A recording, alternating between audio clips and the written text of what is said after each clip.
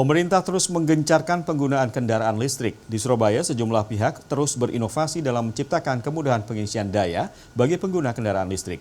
Mulai dari stasiun pengisian daya listrik umum hingga pengisian daya melalui home charging.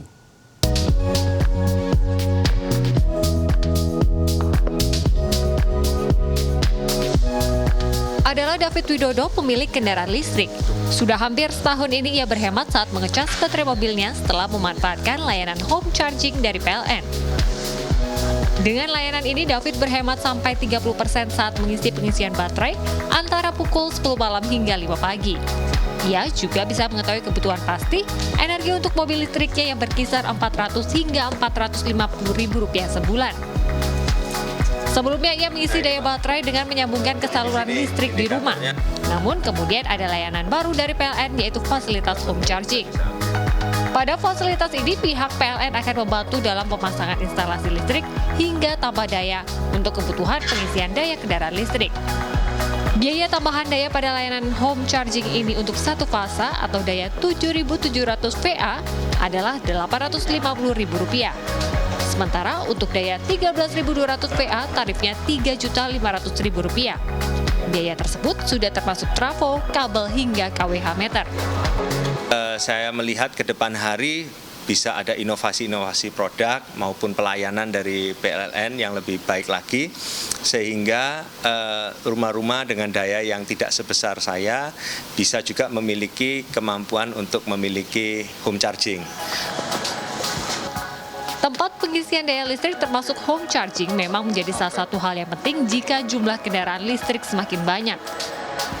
Data dari Gabungan Industri Kendaraan Bermotor Indonesia atau GAIKINDO mencatat, pada periode Januari hingga November 2022, realisasi penjualan mobil listrik di Indonesia mencapai 7.923 unit atau berlipat 10 kali lebih dibanding sepanjang 2021 yang hanya 687 unit. Untuk mengimbangi pertumbuhan kendaraan listrik yang semakin pesat, PLN Unit Induk Jawa Timur berinovasi untuk memenuhi kebutuhan masyarakat dalam hal pengisian daya pada kendaraan listrik mereka. Saat ini di wilayah Jawa Timur terdapat 8 lokasi SPKLU Fast Charging. 3 di antaranya berada di Surabaya. Pada SPKLU Fast Charging, penggunaan proses pengisian daya listrik memakan waktu 2 hingga 3 jam untuk baterai dalam kondisi kosong hingga penuh. Nah, PLN sendiri memiliki program untuk tambah daya. Jadi ketika pemilik rumah ternyata daya listriknya di bawah 7.000 watt, maka yang memiliki mobil listrik home charging itu bisa mengikuti program Super EV namanya. Jadi bisa tambah daya dari daya sebelumnya sampai dengan 11.000 VA itu hanya membayar 850.000 saja.